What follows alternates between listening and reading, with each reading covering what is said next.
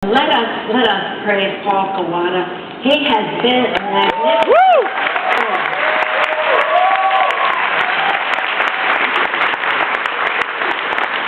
Not only that, he has this wild jacket on. Have you seen that? I was going to borrow it from him, but I still may. Thank you, Paul, for your career of caring. He had the first HIV treatment education initiative for minorities in our country. He's a visionary, he's a pioneer, he sticks with it, he's dedicated, and he's been a wonderful success. And our celebration of families is something to celebrate Paul Kawata. Thank you, Paul, very much once again. So I thank all of you for being here. As you know, I represent San Francisco. Anybody here from California? In the Congress. And when I came, it's very self-serving of me to tell you this story, but self-promotion is a terrible thing, but sometimes somebody's got to do it, right? But when I came to Congress, when I was elected, they told me when I was then to be sworn in a special election, so you know, one person getting sworn in. They said to me, when you get sworn in, don't say anything. Just yes. You swear to uphold the Constitution. Just say yes, and that's it. So I was prepared to do that, even though my family was there, my father was there, who had served in Congress. He could be on the floor of the House. He represented Baltimore. Anybody here from Maryland? So anyway, when I get sworn in, the Speaker of the House, Jim Wright at the time, says, "Was a gentle lady from California like to address the House?" Well, they had told me don't say a word, so I knew I had to be brief. So I got up and then I said, in fact, my father, my constituents were sending me there, my mother, my family was all there. And then I said, I told my constituents that when I came here, that I would say that I came to fight against HIV and AIDS. This was 1987.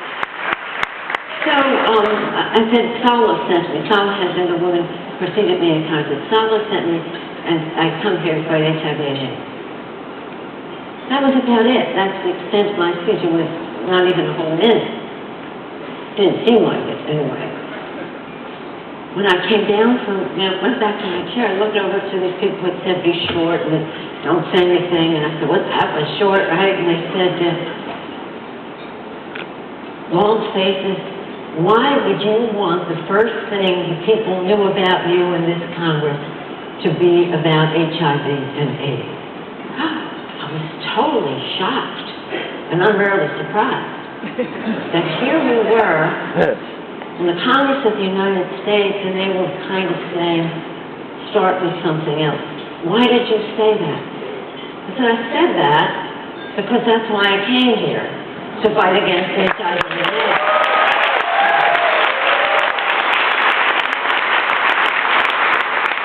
Of course, we in San Francisco had a different look at all this, and I knew that part of the fight was not only for funding and authorization for prevention and care, and research, but it was the fight against discrimination and what others consider to be the stigma of HIV and AIDS as well. But in San Francisco, of course, that wasn't even about who we were. People say, oh, it's easy for you, people are so tolerant in San Francisco. I said, it isn't about tolerance. That's a condescending word to me. It's about respect. It's about taking pride. So, we saw what our job was to do, and to take our San Francisco values of taking pride, and taking pride in the values as well as our people, but also pride in what we had to offer in the fight against. We took a big bite of that wormy apple. Got 2 funerals in a day of people, you know, I don't have to go into it. It was so devastating and horrible, day in, day out, month in, like that. But we developed there with all of the institutions of higher learning, CSM, etc.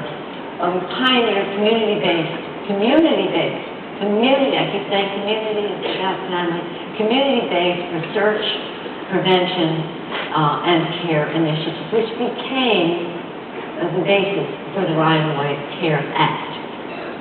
Building from the community up. And also, building from the community up in a family-like way. In a few more years, we pass HOPWA, the Housing Opportunity.